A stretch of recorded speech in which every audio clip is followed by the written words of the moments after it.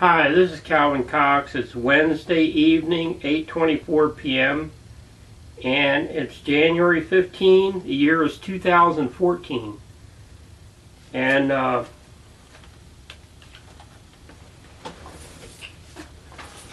what I want to say tonight is really that's one of those difficult talks.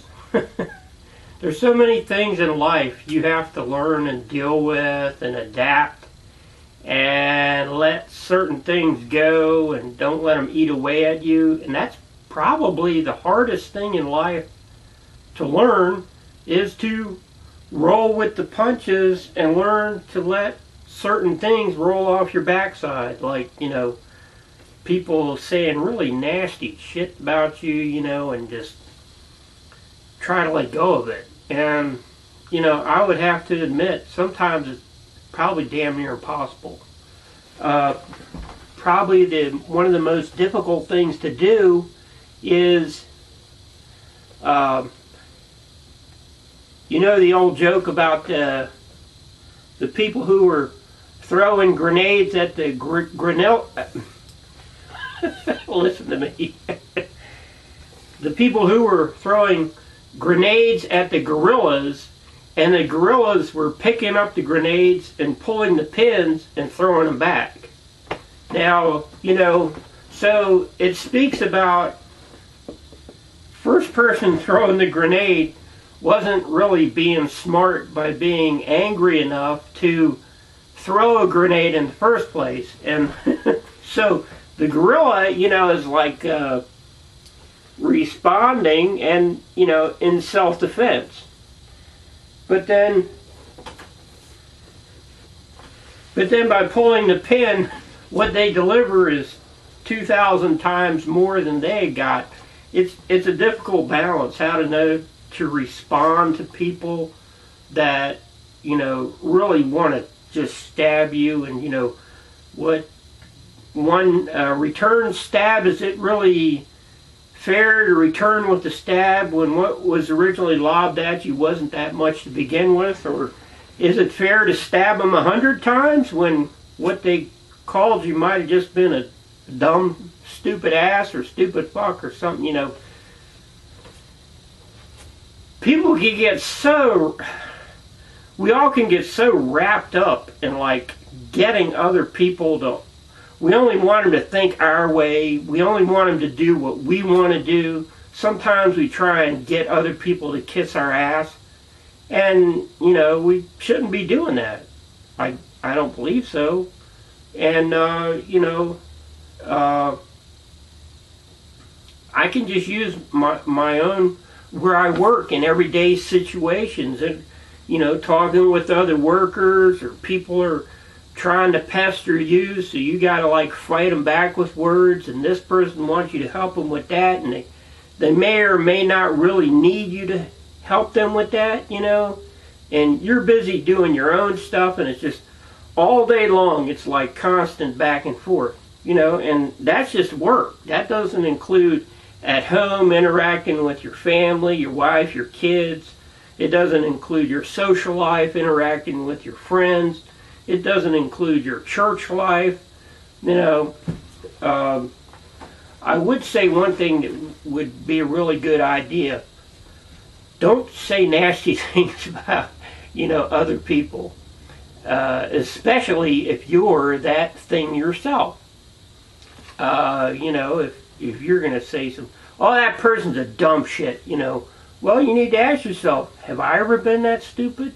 Is the person I'm going to say that about, they're younger than me, and did I ever do something as dumb when I was as young? And answer, probably yes. So I guess it's learning to try and control the things you say and tone them down a little bit, perhaps. I guess it all depends on the situation and the severity of the situation, and do they really need to be chewed out good, or do you just, you need to be a little more cool about what you say and not quite so harsh and drive that dagger into their ego, quite as much. Because every time you stab a dagger into somebody's ego and their feelings, you should damn well expect to get one back yourself somewhere. Probably that day, if not soon thereafter. Let me see. One time, I was at this place, and this fellow was sitting there, and he had tattooed on his hands. He was just sitting there, and I could see his hands. And I was standing up. I came over, and I was looking around, looked down, and saw this guy at his knuckles. And on one knuckles, he had H-A-T-E, hate, and on the other knuckle, L-O-V-E, love. And I said, I think I was like, my mid-20s. I said, Mister, do you mind if I ask you why, you have love on one set of knuckles and hate on the other? And he looked at me, and he was as calm as you could be. He said, you'll figure it out. I was like, why is he saying that to me like that? I just want to know what the answer is. Why is he saying that? And I'm like, well, why? And he says, you'll figure it out. And I said, look, man, I didn't get really upset. I want to know an answer. And he said, I am sure, I know for certainty that you will figure it out. Don't worry about it. I am guaranteed 1,000%. I know for certainty you will figure it out. And I was, okay, and I think I have actually, figured that out finally. And I think in a lot of ways it relates to your family members, it relates to your friends, and it can relate to work people also. Anytime you have human interaction, somebody's going to do something you don't like. And you're going to do something they don't like. You might do something that they really, they love it. They love it. Some things that you will do for them, they will love. It will be like so intense. They're like, man, that's incredible. And then you'll turn around a day later, a month later, 6 months later. You might do something they really hate and just really stupid, And that's the way people are. Not everybody, every time, to such an extreme. Might be a little bit, the differentiation between like a center line might be up a little bit and down a little bit. Not way up and way down, positive or negative. So I think the answer is, on the one hand, I hate them. I hate the things they do. But on the other hand, I love them. I love the lovable things they do, Or you might like your brother and sister, you might feel about that way. You might really hate some of the things they've done and been despicable and messed you up, and But on the other hand, some of the things they've done you really love. They really helped you out. Things have worked out good. So I'm guessing that's the answer to the love and hate thing on the knuckles. I could be wrong, but I think it's a pretty good guess. All right. Now, 10 years ago, at a community college, a guy said that they have new software. Now, this was 10 years ago. Actually, a little longer, about 12 years. Software that you can actually take pictures of somebody. If I had a movie camera going and I walked in this door and everything, they have software you can feed that movie in and get people's body shape and, their actual whatever, and take those shapes and everything and reconfigure them to do something that they didn't do. Actually, and make it look real life in a real video. That you might show somebody walking into a liquor store and robbing it, but they never did that. It's kind of scary. Computer-generated videos, when there is proof you did something that you never really did. And with computers, things are getting so high definition and so accurate, it's almost to the point, or it might be at the point, you can't tell the difference. So, how does someone protect themselves against this? If you're in a situation where somebody is daily taking videos and movies of you, like a secure facility, or you always go to the same bank branch, or you're going into the sub shop all the time, and you're constantly building up this, backlog of these video images of you in different clothes and different hairstyles and time, it kind of makes you wonder if they had the right software, if they wouldn't be tempted to do something or extract money from you somehow in exchange for not releasing a video of something you never did, or doing something really weird or sick or whatever. It's getting strange. In today's world, it's getting more and more difficult to tell between the fabricated and the real. Okay.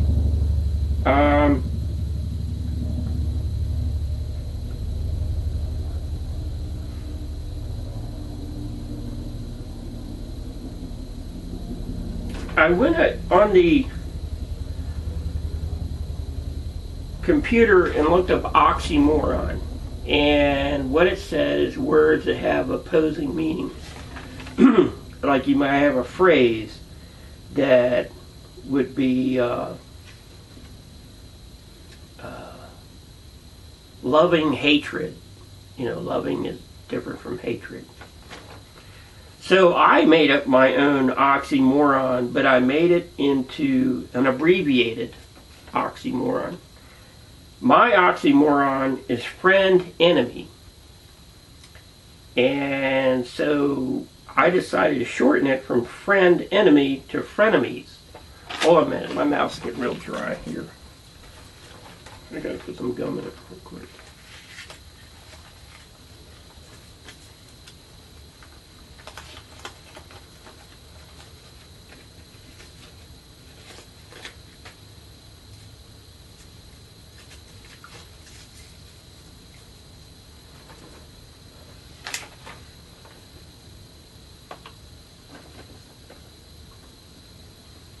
Okay, my abbreviated oxymoron is frenemies. I spelled it F-R-E-N-E-M-I-E-S. And this is, what I'm going to throw out here, this is really pathetic. You might be thinking, geez, he's a negative thinker. And the truth is, in some ways, yeah, I can be pretty negative, but generally speaking, I'm trying to be real positive about stuff. I find the more positive you are, if you're able to maintain that positive mental attitude, the better your chances of getting through the day in one piece and getting on home, climbing into bed, and able to sleep at night. What sparked this abbreviated oxymoron or frenemies is I used to have a friend over 20 years ago, this older woman, and I would go speak with her a lot. And she was very patient. She listened to what I have to say. But, and we talked about this once. I said to her, I don't really know who my friends are. I mean, when I leave an individual or a group of people, do I know what they really say behind my back? There's no way for me to know that. So, I mean, how do I really know who my friends are? A person can say and do one thing to your face, and then behind your back do something completely different or completely destructive to you or your person or your reputation or whatever. It might be payback. I don't know. Maybe it's not, but maybe it's just general dislike. And it's really hard for somebody to realize, yeah, that that could be the case. So I guess it also boils down to you have to listen real closely to people you associate with and what they say about other people behind their back. And over a period of time, and it might take years, you might be able to draw a good probability of whether or not they say something bad about you behind your back when you're not around. You know, it's very difficult. So a person might wonder, well, shit, I mean, if I don't have anybody that's my friend I can trust, I mean, God, what a lonely situation. I mean, you always feel like you might leave yourself vulnerable, or, you know, never really able to confide in somebody. And that could kind of be the case, but that's a horrible way to live your life. And, you know, I think that people would want to have their inner person a little bit stronger than to constantly worry about such a thing. Maybe it's just a good idea to read the inner book, the good book, the Bible, as like a guideline for, you know, the do's and don'ts of your life, and just go on down life and try and follow the correct do's and don'ts for how you deal with other people, and don't really worry that much about the frenemies. Yeah, they're going to be there, and chances are you might very well never know who your frenemies are. You know, the ones who are friends to your face and enemies behind your back.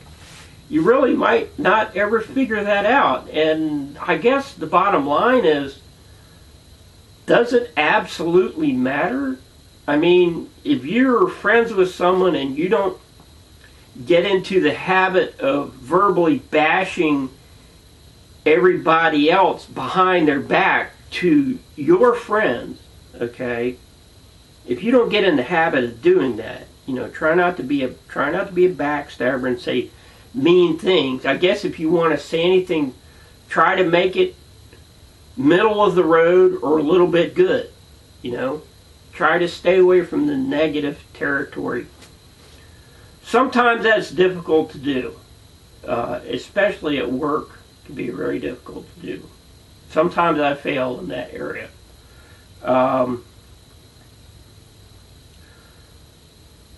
But I would suggest, you know, just going through life and try not to get too wrapped up in that frenemy situation. It's always going to be there.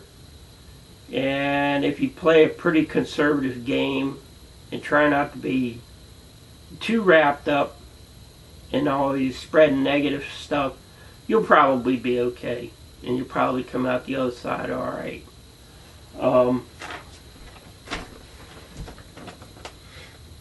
And then, you know, the friends that you think are your friends, probably some of them are pretty decent.